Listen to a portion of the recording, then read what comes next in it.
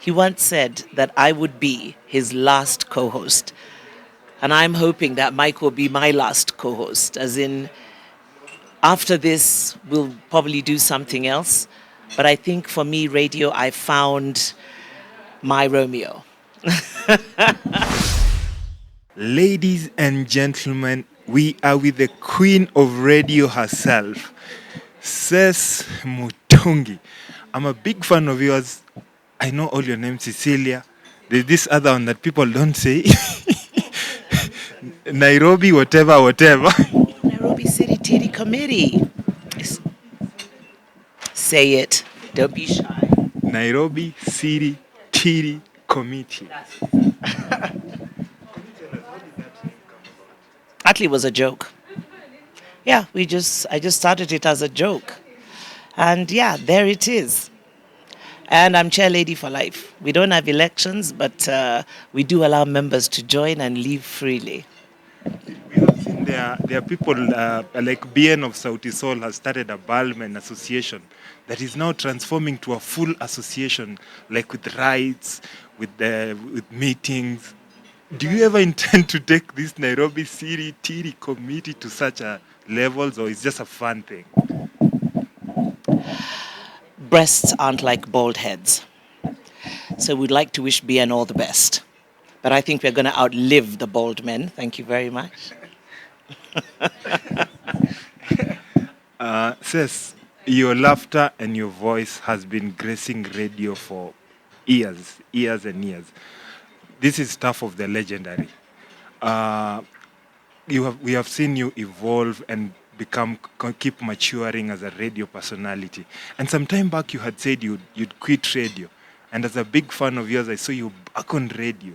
What made you go back to radio? Was it the money, or was it just the love? You felt like, I need to keep doing this?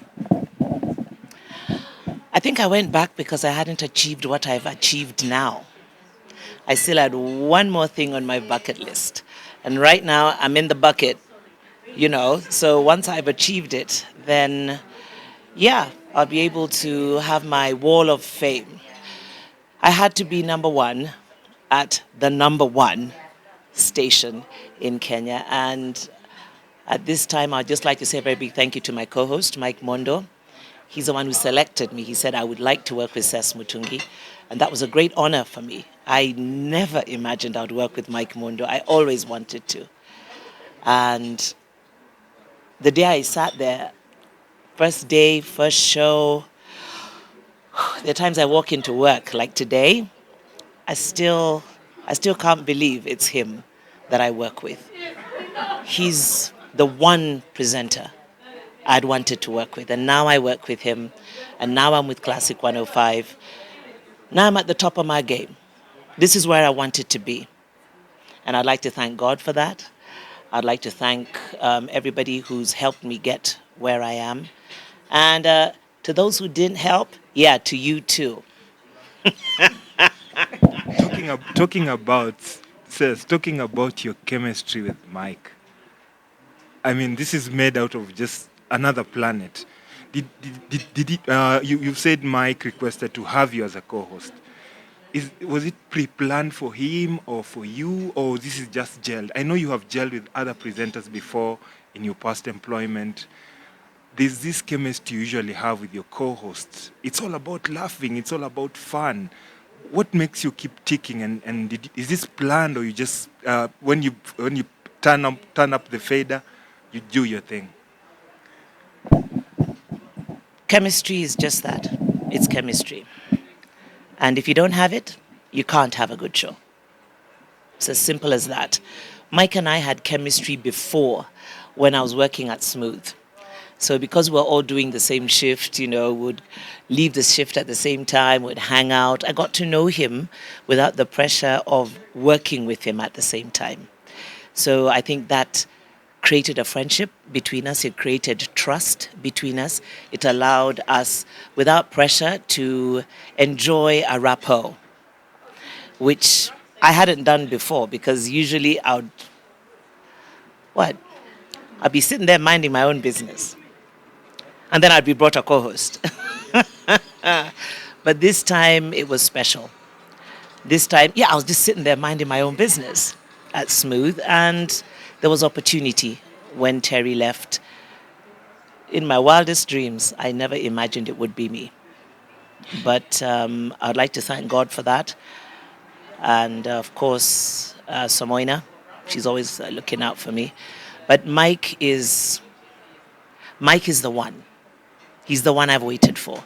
He's the one who can keep my pace. He's sharp, he's witty, he's got an amazing voice. Working with him, it's not even working. It's like we're just sitting, chilling, having a drink. That's Mike and I. That's what the show is all about. Two people sitting down, talking about life, experiencing it, sharing it with people.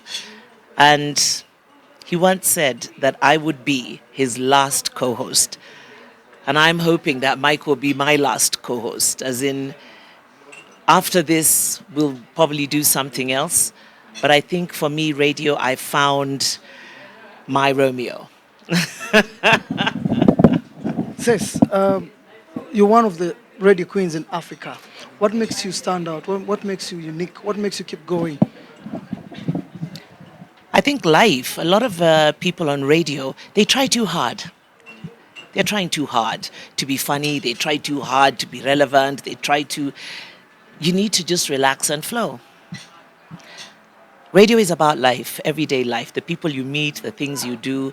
And when you share your life with your listeners, that's what they want to hear. They want to know that, hey, I lost my shoes over the weekend. Hey, my nails fall off. Oh my God, I got my wig stolen. This is a true story. People want to hear about your life. They want to feel connected to you in a way that makes you, in their eyes, seem normal, like a normal person. And they're like, yeah, well, if Cess can do this, so can I. So it's not really about bringing what other people do to the table. Because when people stop doing anything, then you won't have anything to say. You got to bring you to the table all the time. Bring you. Bring 150% of you. And you can't go wrong because there is nobody else like you. A lot of radio presenters, both male and female, they're bringing other people to the table.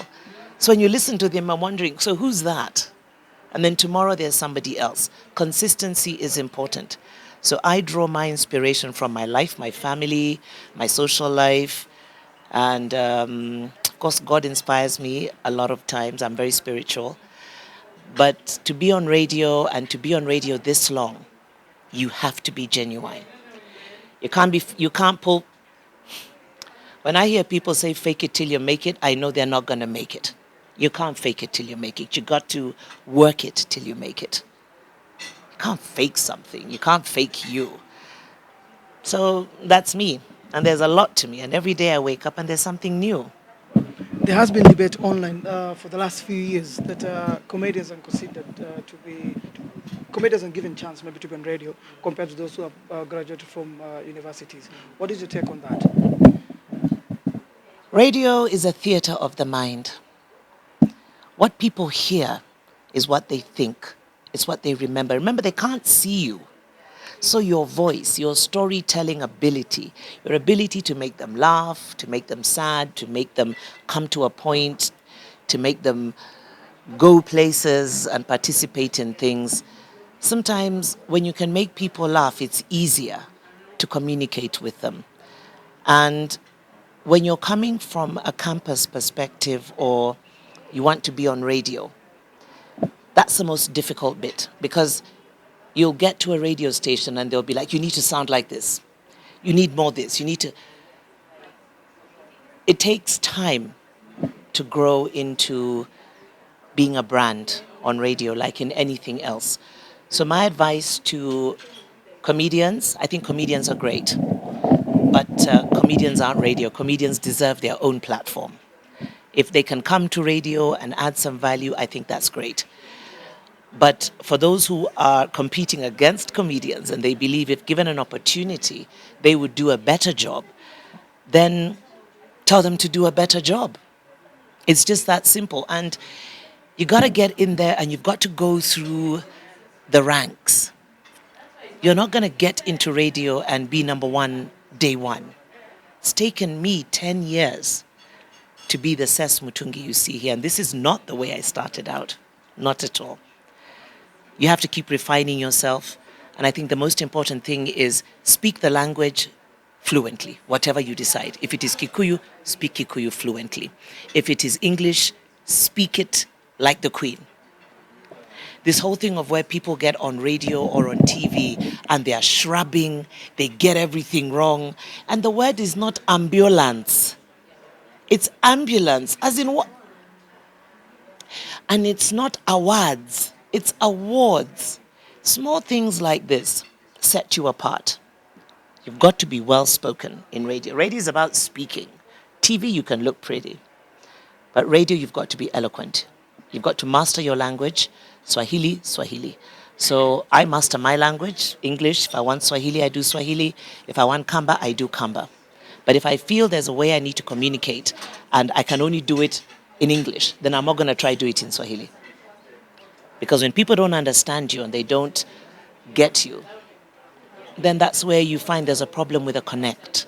Keep it simple. Speak to your people in the simplest possible way.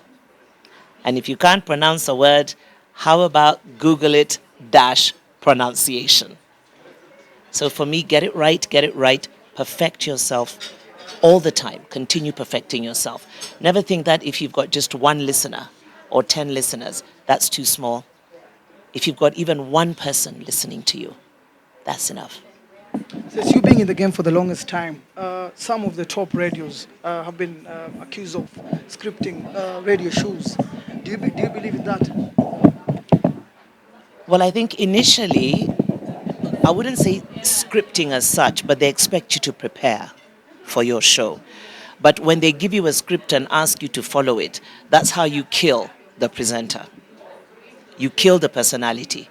Because if you're scripting something for me, then why aren't you doing the show? If you can script it, why don't you do the show? So that's part of being a radio presenter. You've got to have original content. And the only way you can be original is make the content you, about your life, about funny things that come your way. So you can't script a presenter. Cess, this week, it's been a year since the passing of DJ CK, Chris Kirubi. What do you remember him as a boss and as a person who gave you a platform to express yourself for the longest time? What do you remember him for? Ah, my darling Chris Kirubi. There's so many things to say about him, but he's the man who gave me the chance. He's the one who believed, not once, but twice in me. He fired me, you know that. And then he hired me again. we had a wonderful relationship. But Kirubi was the kind of person who believed in giving you opportunity, and he never hurried me. He allows you to grow into your talent. And a lot of media houses don't allow that. You jump in and immediately they want results. No. I'm glad Dr. Kirubi had enough money to allow me to grow with time. Radio is about making money. And if you can't make money for the station, then you're of little or no value to the station. But because Dr. Kirubi had enough money and Capital was really his darling, it was his pet station, it augured well for me because then I was allowed to grow and change. When I joined Capital the first time, I was different from when I joined the second time. So my growth has been different in that way. But I know I thanked him many times, but wow, how do you thank a man who just, against all odds, against everybody else, decided you, come on, give it another chance. And he would encourage me all the time about everything, about my personal life, about men, about money, about how I looked, about what I do socially. He told me, be very careful. Your reputation is everything. You must guard it with your life. Don't do anything that would jeopardize that reputation. And I remember that today. So it affects who I date, where I go, what I eat. I do a lot of things I like, but I found out that having someone like Kirubi on your side helps shape you. You know, it just cuts short the amount of time you'd have taken trying to get it right via Trizex. So he's the man. He's the one for me. He, he made it possible for me. And for that, I thank him always. And I hope that everybody who's listening to me now does find the Kirubi in their life who just singularly believes in their talent.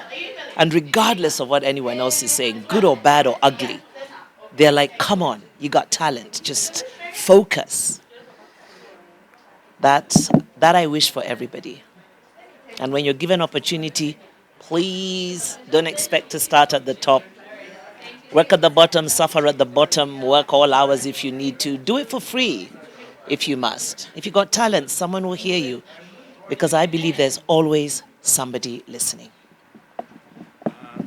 You currently have an opportunity to work with another great mind in the name of Patrick Quakko. You've worked with the big minds, the best in the industry, the best in the game. What thing have you learned working under PQ? Well, this is the second time I'm working with Patrick Quakko. And I think the one thing I can say about him, he's singularly the most hands-on person I've ever met. He's very passionate about everything he does. He loves radio. He used to have a radio show. We're trying to get him back. The man has refused. He's talented and he invests. But he also expects results. He's a man who pushes you, and he pushes you because he knows there's more. Sometimes people will walk in and you'll give 10%. Quakko expects 105%. So every time you walk in, like I walk into my show with Mike, we're pushing the limits. We're trying to make it bigger, better. We want more. And as we do that, we grow ourselves, our ability to be more creative, to engage, to get involved in more things. So I think Patrick Quakko is the man who, I would say, allowed me to push the boundaries. He's always telling me, push the envelope. Stop waiting to get things perfect. Do what you can when you can. You'll learn along the way. He's a wonderful mentor to me when I find myself stuck in a place and I want to try something. He'll tell me, just start it. Fine, if it doesn't work, come back, we'll try again. You know, so he's fearless in that sense. And I appreciate him as my CEO. I've been very lucky as far as chairmen and CEOs go. And I'm looking forward to rising and probably getting more involved in things Radio Africa. This is a final question. What message do you have for a girl out there, a young lady out there, looking up to you in terms of like just being a woman, a wonderful woman, a successful woman, in terms both in career and radio? And do you have any low moments in your radio career and a high moment, just as we finalize? I think to the girls out there who are listening and they look at me and they want to be me, you can't be me. That's number one. Number two, you got to get it right from the get-go. There are no shortcuts to greatness. There are no shortcuts to greatness. I'm going to just repeat that again. There are no shortcuts to greatness. You've got to put in the work. You just have to put in the work. And the work is what enables you to sustain yourself in days to come.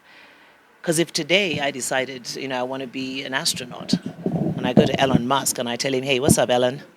I want to go check out what's up there in space. And he'd be like, okay, you're going to need 18 years. And I'm like, come on, I can do this in a month. No, I can't. Figures of radio are no smaller than the rigors of preparing yourself to go to space or for any other job. You have to put in the time. There's no shortcuts. Don't listen to people who will tell you they will get you this and they'll get you here. Yes, they will. But remember, if they create you, they can destroy you. You got to create yourself so that nobody can destroy you. I'm created by God, and this is an opportunity that He's given me to be, or to have been, or to continue being in radio for this long. It's God who's holding me in my position. Why? Because I didn't take the shortcut. It's been 10 years. It's been rough. There are moments I go home, I cry. It's been a tough show. I've had moments where I laugh and the mic goes down and I cry. It's tough because this is the only job you give of yourself. You have to give everything to get 1%. So it's hard. It's not for everybody. And if you think that you're going to be in it to be famous, you've got to be really good to be famous. So how are you going to get really good? You got to put in the work. And for the young girls, be careful about your reputation. Be careful about the men you get involved with. The men you get involved with could come round to destroy you and your reputation and your job. If they give it to you, they can take it away. So find a way to earn it. When you earn it, it's yours. And you can do with it as you please, like me, Seth, here. Always pray. Thank God for opportunities. Prayer changes things. It opens doors. It softens hearts. It creates opportunity. So if you're not praying, then those who are going to take your slot. So pray. For the girls, beware of the men. For the men, beware of the girls. And work. You have to put in the hours. This is one of those professions where if you don't put in the hours, you can't get it. You're not going to be where Meine Kageni is, where Mike Mundo is, where I am, where the other radio greats are. You can't get there. Because right now, if something happened right now and I have to go to my show, I'm a professional.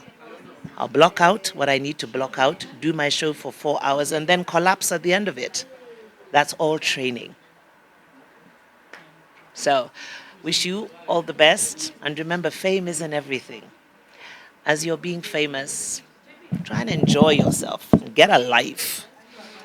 Don't let fame be everything.